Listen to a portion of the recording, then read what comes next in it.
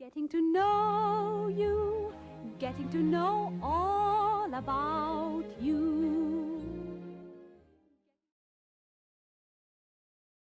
You were on the raids. I don't know. What Not me, but Not me. I understand that the night they got Bebo, there were about 5 different outfits over there trying to do them the same night. But they kidnapped 5 Southwest Conference mascots our first year, which we considered good bull, and which later was not so good bull for the schools kind of cracked down on that sort of thing. Matter of fact, our sophomore year, I think 8 sophomores got kicked out for trying to paint the bulbs in the tower in Austin maroon.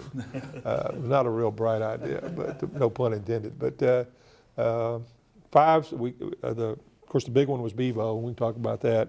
The Texas Tech Red Raiders horse, Peruna, the SMU Mustang, which they promptly shaved its mane and tail. It looked like a rat when they got through, a little Shetland pony type thing. And the Rice Owl, which was a big fiberglass, huge owl.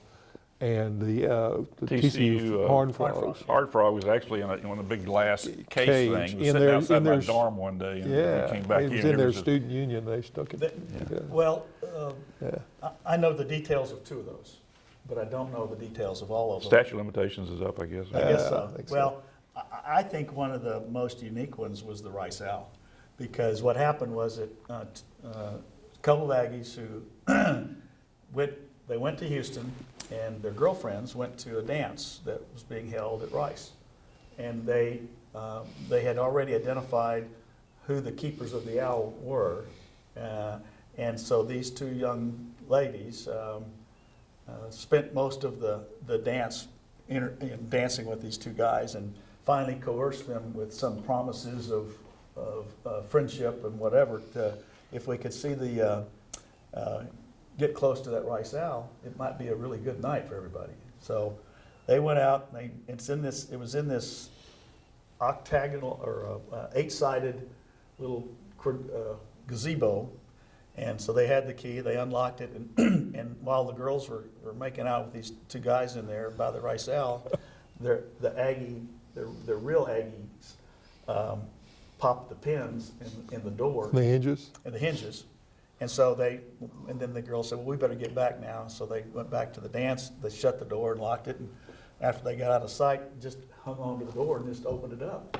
Strapped that plastic owl on the top of a Volkswagen and drove it back to in the middle of the quad to drive it around in the middle of the night. And that's how the Rice Owl got there.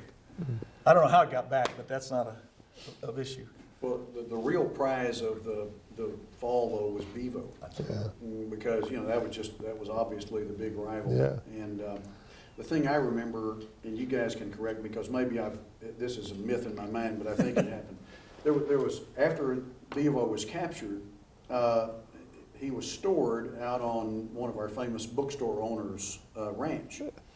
And so nobody was supposed to know where he was. And they marched the Corps into Guyan Hall. Guyan Hall was basically where Rudder Tower is now. Right. At the end of Military Walk. It was a theater. Big theater. So we're all sitting in there, not knowing quite what was going on.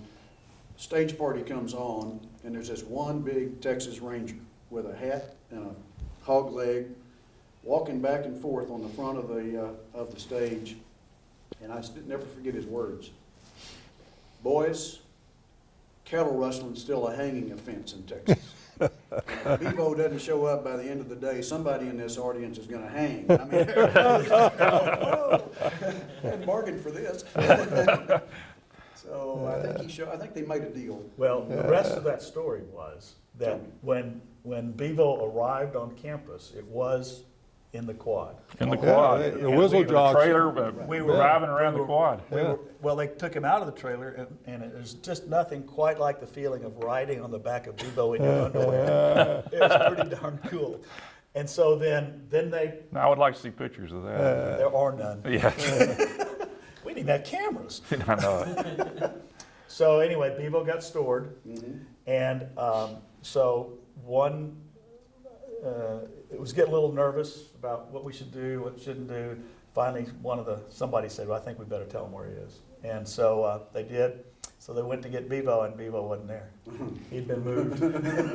Been kidnapped again. Kidnapped again. So it took a day or two to finally get it. But one of the most memorable things about it is that day at lunch over in Sabisa, these three Silver Spurs guys show up with their full outfit and spurs and boots and hats.